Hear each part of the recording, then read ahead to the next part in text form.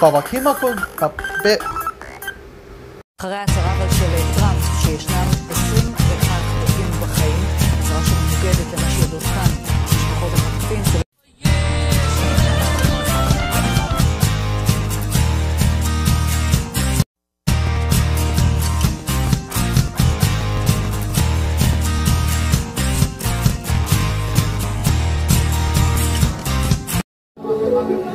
מחפש אותו בנרות, משוטט בכל האזור, מנקודה לנקודה.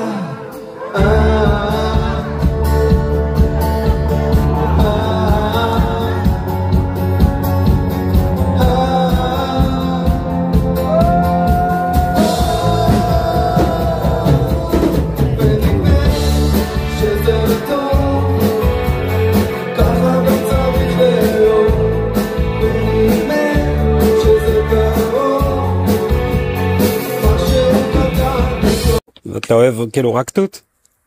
אני אוהב תותים, זה הדבר שלי. חומוס, טורטית, איך זה נקרא? טוויסט? אני אוהב תותים. אוקיי. לא אוהב לא חומוס, אני לא אוהב פלאפל, אני לא אוהב בכלל אוכל מסעדות מזרחי כאילו. עוד פירות כאילו? אפרסמון? Next question. האוזנייה שלך. לא על האוזנייה שלך? לא על האוזן. לא, זה לא יושב. סתם על הלחי. המבנה של הראש שלי לא מתאים לזה. אוקיי. לא אוהב אסיאתי, כל התקינוחים בכלל לא, אלא אם כן זה תות. אם זה תותים כאילו? בדיוק. ברור, קערה של תות כאילו. סלט תותים, כאילו סלט פירות, אבל רק עם תותים, אז אני יכול לאכול.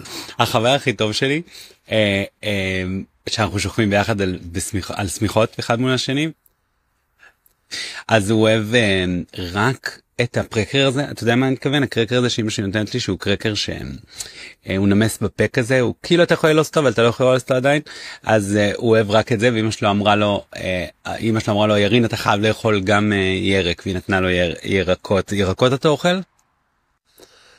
או רק תות. ביני לבין חבריי, והקרקע השלוחה של כמה פרסאות לא תבדיל בינינו, וכאילו חבריי עומדים בתוך ליבי ורואים את כל מה שמתרחש שם. ואני מתחיל להתבייש במעשיי הפעוטים נגד חבריי, ואני פשוט יוצא מכלים הקשים בעולם, רק אני וחבריי. ואחר כך כמה אני מתפתל ונפלא עד שאני עומד ומכריז שאין שום מציאות בעולם, רק החברים.